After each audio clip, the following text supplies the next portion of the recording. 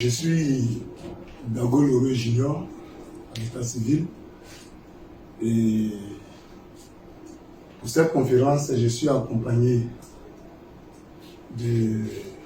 à ma gauche, Bayi Roko Junior, chargé de l'administration à Pro-Envie. Mais je précise que je suis le PCA de Pro-Envie, qui signifie tout simplement le professionnel de l'environnement du Côte d'Ivoire. À ma droite, j'ai mon jeune frère qui est le PCA de GIESPC, Espoir des précolateurs de Cocody, et lui à sa droite, le secrétaire général de ce GIE. Je voudrais d'entrée de jeu remercier certaines personnes, telles que le Premier ministre Feu Gon Coulibaly, et à son âme, qui n'est plus avec nous, qui a laissé des instructions aux sociétés Ecoti, SA et Eco-Ebeni, demandant à ces entreprises de prendre tous les acteurs en compte. Quand je parle d'acteurs, c'est nous les précollecteurs, mais les ex-collecteurs que sont Établissement Coulibaly, EIDA et j'en passe. Nos remerciements vont également à l'endroit de l'ex-ministre des tutelles, Anne Désiré Ouloto, qui a veillé à ce que ces instructions soient appliquées. Jusqu'à aujourd'hui, elle part de l'autre côté au ministère, je crois, de la fonction publique. Au ministre Bouaké Fofana, qui vient d'arriver pour la continuité de l'application de ces instructions. À Madame le directeur général de l'ANAGED, Sarah Ouattara, pour sa volonté et sa rigueur à faire respecter ces instructions, et surtout sa responsabilité dans le règlement, sa disponibilité dans le règlement des litiges. À la direction des Ecoti pour sa disponibilité et son sens d'écoute à notre endroit. À l'honorable docteur président directeur général de GI2E, qui est également président de l'association interprofessionnelle de la filière déchets, en abrégé AIFD, du nom de M. Youssouf Soumaro. L'objet qui nous réunit ici est de vous présenter notre situation dramatique. Elle est dramatique parce qu'elle est perdue dans le temps. Ça fait aujourd'hui 4 ans que nous vivons cette situation. Nous faisons la précollecte. Précollecte, attendez tout simplement, c'est le ramassage des ordures de porte à porte, depuis les lieux de production jusqu'au coffre entreposé sur les centres de groupage.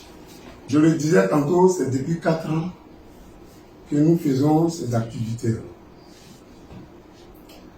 Mais la précollecte est le premier maillon essentiel,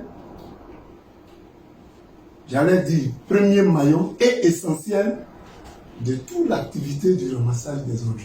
Cette activité est née en 1989 à la suite de la fermeture de la société CITAF.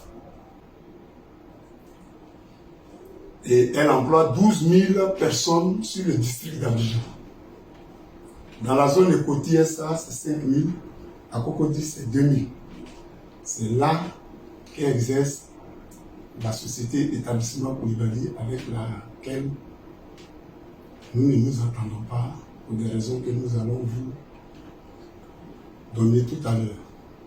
L'établissement Coulibaly refuse aujourd'hui d'appliquer les instructions du Premier ministre. Devant cette situation, GI2E applique les instructions du Premier ministre dans la zone sud. J'ai cité les communes tout à l'heure. Il nous a demandé de remplir les coffres qui sabotent les actions du gouvernement. C'est un cri de cœur que nous lançons.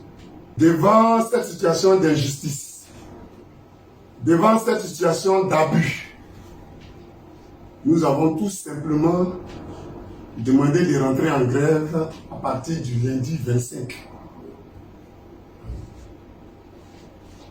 Parce que Les contrats que l'établissement Koulibaly nous fait signer, c'est des contrats sous-payés. C'est lui qui fixe les règles du jeu.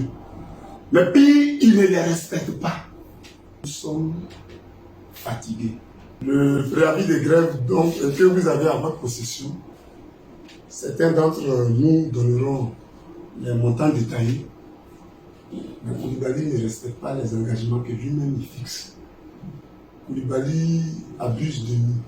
Koulibaly utilise notre matériel gracieusement, gratuitement, avec les dépenses que ça comporte.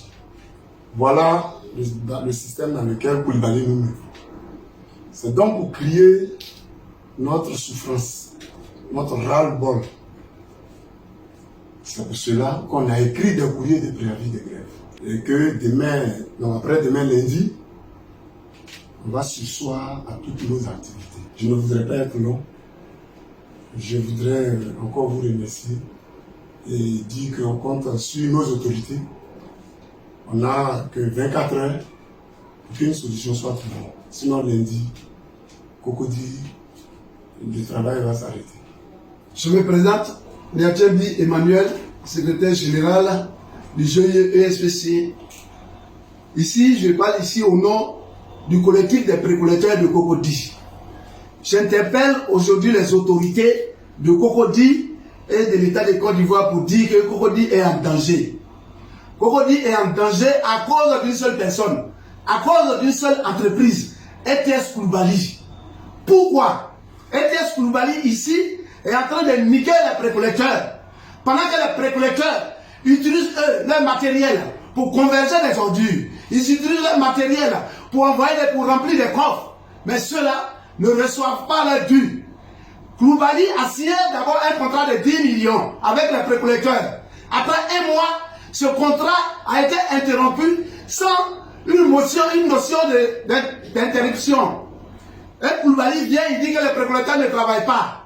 Alors que sur tous les sites, c'est les précollecteurs qui remplissent les coffres. Sur tous les sites, c'est les précollecteurs qui aménagent les coffres. Sur tous les sites, c'est les précollecteurs qui suivaient les coffres. Et Koulibaly ne vient que pour soulever les coffres, pour les envoyer à la décharge. Mais ce monsieur est dangereux pour Cocody. Parce que les autorités ont donné l'ordre de prendre les précollecteurs en compte.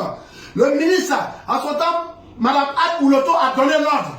Après, Bouaké Fofana est rentré dans ce système pour embellir Cocody. Aujourd'hui, si Cocody est sale, c'est de la faute de Koulibaly. Pourquoi? Un, il n'est pas les coffres. De deux, il ne travaille pas. Et il est en train de gruger, escroquer l'État de Côte d'Ivoire. Alors nous, en tant que citoyens ivoiriens, nous disons non. Rien n'est fait dans cette situation. Peut-être que nous allons vivre avec les cafards. Nous allons vivre avec les asticots. Parce que rien ne sera fait à Cocody. Nous, précollecteurs, à cause de Koulibaly, chaque mois on enterre les précollecteurs. À cause de Koulibaly, plus de 2000 précollecteurs, personne ne perçoit. Aujourd'hui, nous sommes devenus des mendiants. Avec les diplômes que nous avons de porte à porte pour dire, est-ce que je peux ramasser tes ordures? Donne-moi ce que tu veux. Alors que cet argent, l'État de Côte d'Ivoire les collecte déjà dans les familles. Et ne serait-ce que Koulibaly, le donner aux précollecteurs. Il préfère les garder pour lui-même et sa famille. Alors nous, précollecteurs de Cocody, nous sommes fatigués. Je vous dis que jusqu'à ce jour, Koulibaly doit au collectif des précollecteurs plus de 105 millions de francs CFA et qu'il refuse de payer. Bien vrai que Madame le DG lui a donné l'ordre de régler ce problème. Mais Koulibaly s'entête. Nous avons Cocody. Nous voulons embellir Cocody. Nous voulons arranger Cocody. Et tous les résidents de Cocody aujourd'hui qui habitent les autorités, nous voulons donc qu'ils ne tombent pas malades, qu'ils prennent leur argent pour faire autre chose que d'aller payer des médicaments. Alors nous, aujourd'hui, nous prenons la décision. C'est pourquoi nous élevons la voix. Il y a un opérateur, Ecoti via Koulibaly, qui les grige, qui veulent que ces précollecteurs partent dans leur dernière demeure de façon anticipée. Mais nous, collectif des précollecteurs de Cocody, nous disons non! Non! Nous disons non! Non! Nous disons non! Non! Nous disons non à l'esclavage! Non à l'esclavage! Non à l'esclavage! Non à l'esclavage! Non à l'esclavage! À partir d'aujourd'hui, nous nous levons d'une seule voix et comme un seul homme pour aller contre celui qui ne respecte pas cette nation. Pour aller, celui qui s'oppose aux décisions des autorités de cette nation. C'est pourquoi, précollecteurs de Côte d'Ivoire, levons-nous dès lundi matin Ici et à lundi, si rien n'est fait, je vous remercie. Bonsoir, M. Koulibaly. Bonsoir. Un collectif de collecteurs vous accuse d'abuser d'eux et de ne pas respecter les clauses des contrats qui vous lient. De plus, ils menacent rentrer en grève à partir de lundi. Le collectif, selon eux, des précollecteurs de Cocody. Qu'en est-il? Nous voulons savoir. Merci. Le précollecteur de Cocody, M. Koulibaly n'a pas de problème avec le précollecteur de Cocody. C'est la liste des précollecteurs qui travaillent bien avec moi. Je n'ai pas de problème avec eux. Il y a seulement un groupe qui sont venus me voir, qui sont précollecteurs. Pour les tester, je leur ai donné un nombre de cités à traiter. Ce n'a jamais été le cas. Ils n'ont jamais fait le travail. Je l'ai même appelé au démarrage des travaux. J'ai dit, bon, si vous commencez, dites-le moi pour que je vienne vérifier pour voir si le travail s'est fait, comment c'est mis d'accord. Ça n'a jamais été le cas. Et moi-même, j'ai pris un dossier, aller faire le constat. Ils ne sont pas sur le terrain. Donc, le contrat provisoire que j'avais donné pour 3 mois de décès, comme ils n'ont jamais exercé le métier, j'ai obligé d'annuler leur contrat. Mais l'autre groupe continue toujours à travailler avec M. Koulibaly. Moi, je n'ai pas de problème en tant qu'avec les précollecteurs. J'ai le groupe, même des collectifs qui travaillent avec moi. Parce que la liste des précollecteurs qui sont avec nous. Alors, nous travaillons sans problème. Donc, Cocody, je n'ai pas de problème avec les précollecteurs. J'ai un groupe qui porte le chapeau des précollecteurs, mais ils ne sont jamais précollecteurs. Comme l'administration, ils ne connaissent pas le fond de ce qu'ils veulent faire. C'est pour ça qu'ils pensent que c'est les précollecteurs. Nous, on n'a pas de problème avec les précollecteurs à Cocody. Le travail se fait bien. Pensez-vous que les jours à venir, vous allez prendre langue avec eux pour régler le différend, pour éclaircir les lanternes? Bon, merci. J'ai commencé à trouver intérêt d'entendre avec eux depuis mon arrivée à Cocody en 2019, à 18 novembre. Je n'ai jamais trouvé un compromis. Au fait, ce qui est déplorant, la jeunesse aujourd'hui ne veut pas travailler. C'est ça qui est la maladie. Moi, j'ai essayé de le organiser. J'ai même appelé les deux collectifs. J'ai dit, au lieu de former un groupe comme ça, moi, je vous oriente. Ils n'ont jamais accepté. J'ai négocié. À un moment, ils ont dit, bon, on va essayer. On a formé un groupe qui était GIE. Chacun a envoyé son élément. On n'a même pas fait 6 mois d'ensemble. Ils ont recassé. Ils ont fait encore des bouts. En fait, il n'y a pas leur organisation. Si on n'est pas organisé, c'est un peu difficile. Tout le monde veut qu'on regarde la précollecte, mais il y a un certain groupe. Vraiment, moi, je n'appelle pas ça précollecte. Voilà, ils viennent avec le chapeau de précollecte, mais moi, j'appelle ça, c'est des syndicalistes. Ça n'a rien à voir avec la précollecte. Et c'est ça qui est le problème dans l'organisation. Sans quoi, avec les précollecteurs, le travail s'est fait.